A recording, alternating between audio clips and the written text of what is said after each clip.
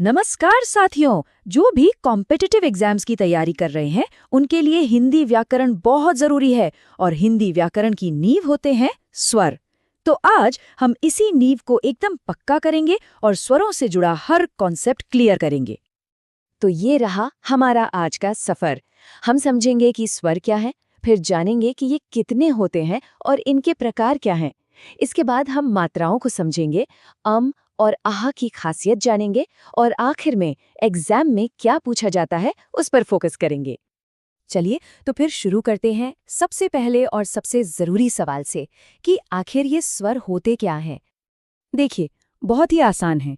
स्वर वो आवाजें हैं जिन्हें बोलते समय हमारे मुंह के अंदर की हवा बिना किसी रोक टोक के, बिना कहीं टकराए सीधे बाहर निकल जाती है, एकदम फ्रीली। यकीन नहीं आता? तो चलिए खुद बोल कर देखिए। कहिए अ, आ, ई। महसूस किया ना?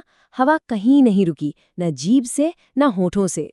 बस यही तो है स्वर की पहचान। ठीक है, तो अब हम ये तो समझ गए कि स्वर क्या होता है।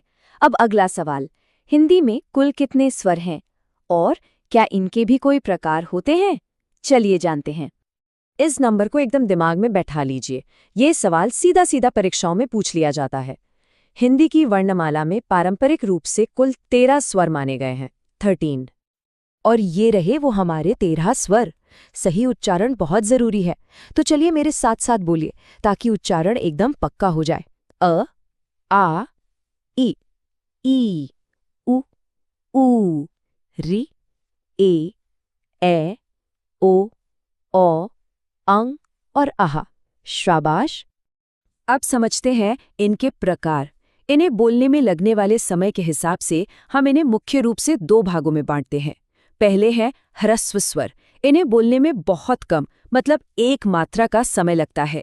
ये है अ, ई, उ और री। और दूसरे हैं दीर्घ स्वर।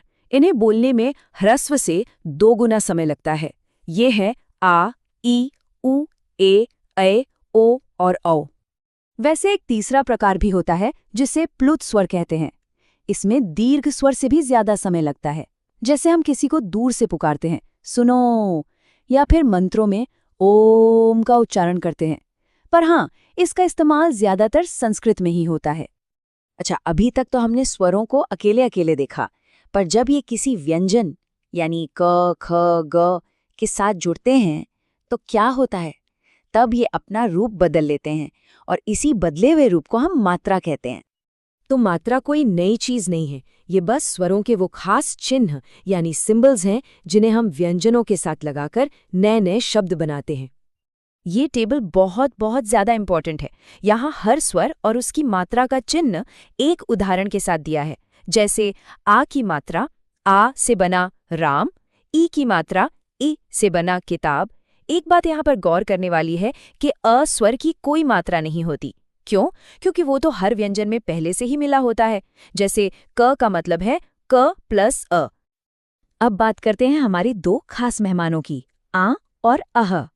व्याकरण में इन्हें अयोगवाह कहते हैं। अयोगवाह मतलब जो ना तो पूरी तरह से स्वर हैं और ना ही व्यंजन। ये दोनों के साथ चलते हैं। अंग, जिसे हम अनुस्वार कहते हैं, ये जो ऊपर बिंदी लगती है ना, ये एक नासिक ध्वनि है। मतलब इसे बोलते समय आवाज नाक से आती है। बोलकर देखिए, संगीत, गंगा, चंचल। और आहा, जिसे विसर्ग कहते हैं, ये जो बाद में 2 बिंदियां लगती हैं, इसका उच्चारण हल्के से ह की तरह होता है। इसका प्रयोग ज्यादातर संस्कृत से आए शब्दों में होता है, जैसे प्रातः, दुख, अतः। तो चलिए अब फटाफट से उन सभी पॉइंट्स को दोहरा लेते हैं जो परीक्षा में बार बार पूछे जाते हैं और जिन्हें आपको बिल्कुल नहीं भूलना है। इन 5 बातों को गांठ बाढ़ लीजिए। पहला, स्वर की परिभाषा। दूसरा, स्वरों की कुल संख्या यानी 13।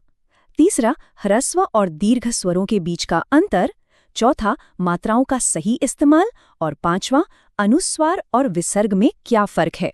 बस इतना कर लिया तो स्वरों से जुड़ा कोई सवाल गलत नहीं होगा। और इन सबको याद रखने की एक बहुत आसान सी ट्रिक है। पहले अ से लेकर औ तक के 11 स्वरों को एक सांस में याद कर लीजिए और फिर आखिर में हमारे 2 अयोगवा अंग और आहा को जोड़ दीजिए। बस हो गए पूरे 13। तो साथियों, आज हमने हिंदी व्याकरण की पहली और सबसे मजबूत सीढ़ी को समझा। याद रखिए, स्वरों और मात्राओं की ये समझ सिर्फ परीक्षा में नंबर नहीं दिलाएगी, बल्कि आपकी हिंदी पढ़ने और लिखने की क्षमता को भी बहुत बेहतर बनाएगी। अभ्यास करते रहिए। अगली क्लास में एक नए टॉपिक के साथ फिर मिलेंगे। धन्यवाद।